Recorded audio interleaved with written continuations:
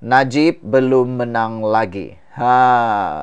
Kemarin keputusan di Mahkamah Tinggi menyatakan kekalahan kepada ataupun rayuan peguam negara, Jabatan Peguam Negara ditolak oleh mahkamah. Ramai orang sudah menganggap kononnya Najib menang, tapi sebenarnya Najib belum menang lagi. Apabila Mahkamah Persekutuan hari ini menolak rayuan peguam negara berkait isu kebenaran untuk Najib Razak meneruskan permohonan semakan kehakiman. Ada yang bertanya, adakah ini bermakna bekas Perdana Menteri itu sudah menang dan hari ini boleh mula ditahan di rumah? Jawapan dia ringkas, Najib belum menang lagi. Dan saya tambah, hari ini dia kena balik lagi ke penjara Kajang. Keputusan Mahkamah Persekutuan hari ini hanya bermakna permohonan semakan kehakiman Najib berkaitan kewujudan titah edendum akan kena didengar semula di Mahkamah Tinggi Kuala Lumpur. Itu sahaja, tidak lebih dari itu. Keputusan hari ini hanya bermaksud Mahkamah Persekutuan menolak rayuan peguam negara untuk menghalang supaya semakan yang dikemukakan Najib itu daripada didengar di Mahkamah Tinggi. Sebelum kita teruskan ulasan ini, jangan lupa tinggalkan komen Anda dengan tanda pagar Najib masih di penjara. Sekarang saya ingin kongsikan kepada Anda semua, ini terapi imun Transovector for Life, terapi imun yang meningkatkan daya imun badan kita sehingga 400%. Secara umum dan ringkasnya, apabila imun badan kita lemah, apabila imun badan kita jadi bodoh, apabila imun badan kita tidak bertindak kuat lagi, kita kena penyakit. Kita susah sembuh daripada penyakit dan paling teruk sekali, kita tidak akan sembuh daripada penyakit sekecil-kecil manapun dan kita selalu sakit. Tapi dengan imun badan kita yang dipertingkatkan, diajar, dididik menjadi kuat dan bijaksana melalui terapi imun ini, imun badan kita akan mengenal mana satu lawan, mana satu kawan dalam tubuh badan kita, lalu menyembuhkan kita daripada semua jenis penyakit. Cepat dapatkan produk ini melalui nombor telepon saya yang tertera, dan mungkin ini ialah jawaban kepada doa Anda selama ini untuk sembuh. Produk ini lulus KKM, diperakui halal, dan juga diperakui dokter-dokter di seluruh dunia. Dapatkannya sekarang melalui nomor telepon yang tertera. Sekarang, saudara-saudara, seperti biasa, para penyokong tegar Najib dan mereka yang sewaktu dengan mereka, yang malangnya tidak begitu faham prosedur sebenar semakan kehakiman, bersorak gembira. Ini kerana mereka terasa tersalah faham dan menyangka Najib yang telah pun disabitkan bersalah sebulat suara oleh 9 orang hakim dalam kes jenayah keuangan terbesar di Malaysia.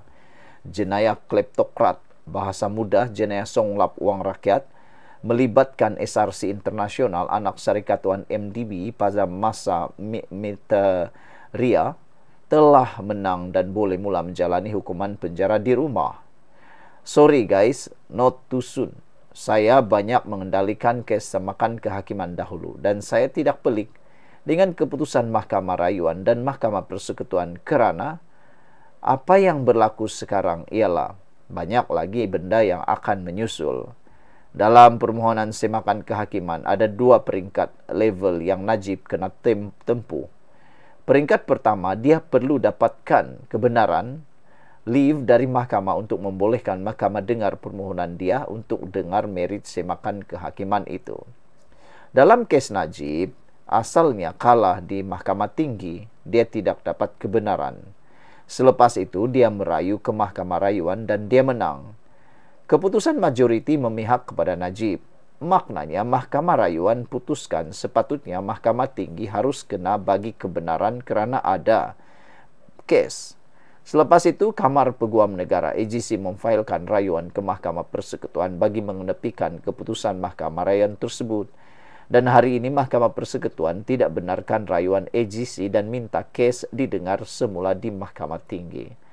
Selepas di Mahkamah Tinggi akan mendengar semula sama ada permohonan semakan kehakiman Najib itu benar-benar bermerit atau tidak bermerit, itu prosedurnya. Sama ada Najib menang atau kalah di Mahkamah Tinggi di pusingan kedua nanti, kemungkinan besar akan ada proses rayuan sekali lagi, baik di Mahkamah Rayuan maupun Mahkamah Persekutuan. Jadi Najib kena tunggu lagi, tidak tahu hingga bila.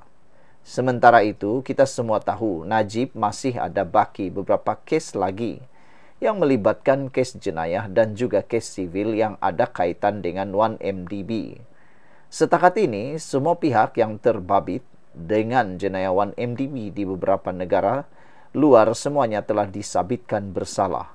Dan setakat ini kita juga tidak dengar lagi mereka ada meminta supaya dia menjalani hukuman penjara kat rumah. Apapun, kes Najib sentiasa menarik untuk diulas. Ditulis oleh Muhammad Hanifah Maidin, bekas Timbalan Menteri Undang-Undang. Sekian dulu untuk kali ini. Jangan lupa tinggalkan komen Anda, tekan butang subscribe. Bye-bye. Salam sejahtera, terima kasih karena bersama dengan saya di Nazilin Unity Channel. Beberapa jam selepas anak Rafizi diserang dengan menggunakan senjata yang dikenali sebagai picagari, jarum suntikan. Akhirnya ini berlaku kepada Rafizi dan keluarga beliau. Kita simpati dengan apa yang berlaku kepada Rafizi. Namun kita juga menolak konspirasi-konspirasi yang mengarut, yang mengaitkan kononnya ada kaitan dengan parti politik beliau sendiri. Saya secara pribadi menolak konspirasi itu. Kerana pada pendapat saya, bukan sebenarnya parti beliau yang melakukan atau menjadi dalang. Bayangkan kalau ada orang lain yang cuba memporak-porandakan parti PKR. Ini semua adalah mungkin ada dalang lain yang cuba untuk mahu melaga-lagakan khususnya Rafizi dengan Anwar Ibrahim. Jauh sekali untuk kita memikirkan semua ini konspirasi dalam parti PKR sendiri. Saya tidak percaya dengan konspirasi itu. Sebab lebih mudah untuk kita mempercayai satu perkara, yaitu ianya mungkin dirancang oleh musuh PKR sendiri. Ianya mungkin dirancang oleh musuh-musuh Anwar Ibrahim, musuh-musuh Rafizi Ramli, yang sengaja melaga-lagakan dua pemimpin ini. Mereka tahu sekarang ini senang sangat nak menggunakan isu. Mereka boleh tunggang apa yang berlaku antara Rafizi dengan Anwar Ibrahim dalam parti politik PKR. Jadi secara ringkasnya, para penyokong PKR, para penyokong Rafizi dan Anwar Ibrahim kena berfikiran waras. Apa baiknya, apakah faedahnya kalau ada orang dalam sendiri yang mau jatuhkan Rafizi? Tiada langsung faedahnya. Tapi yang ada faedah, yang boleh diperoleh faedah, memperoleh faedah ialah musuh-musuh politik yang mungkin membenci sesat perpaduan kesejahteraan dalam parti PKR itu sendiri. Mereka lah yang akan menerima laba. Mereka lah yang akan mendapat keuntungan kalau Rafizi, Anwar, dan parti PKR bergaduh sesama sendiri. Mereka yang akan mendapat laba, mendapat kelebihan.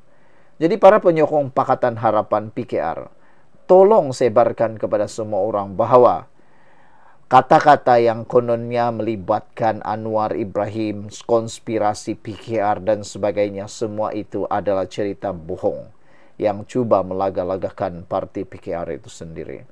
Mereka sedang mau melihat keruntuhan PKR.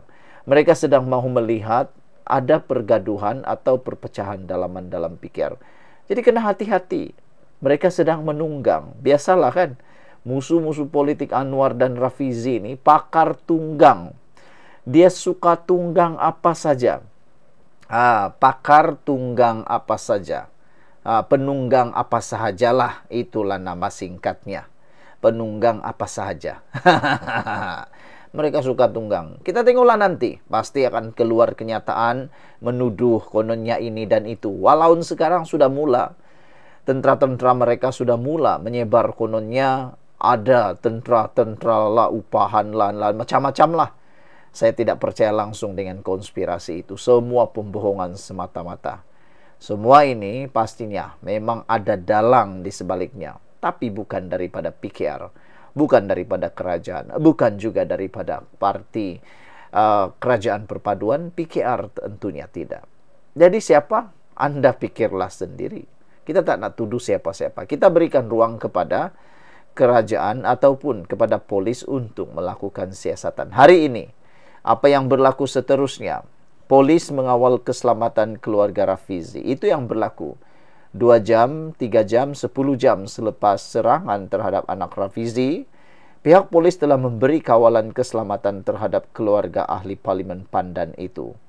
Dan apa yang berlaku, Ketua Polis Selangor, Sazali Kahar, mengesahkan perkara itu, bagaimanapun tidak mengulas lanjut. Kata beliau, ada kawalan, tapi saya tak boleh dedahkan terperinci. Tapi di bawah kawalan polis, katanya. Sazali turut memaklumkan pihaknya belum menerima laporan rasmi mengenai pesanan berbau ugutan yang diterima istri Rafizi. Setakat ini belum menerima laporan dan kita minta laporan rasmi dibuat, katanya. Suspek masih belum dikenal pasti dan siasatan lanjut sedang giat dijalankan. Semalam Malaysia kini melaporkan anak lelaki bekas Menteri Ekonomi itu diserang 2 lelaki bermotosikal di kawasan parking pusat membeli belah. Rafizi dalam satu kenyataan percaya kelantangannya kaitan ataupun serangan itu berkait rapat dengan kelantangannya bersuara serta menganggap ia sebagai satu bentuk ugutan terhadap tugasnya sebagai ahli parlimen.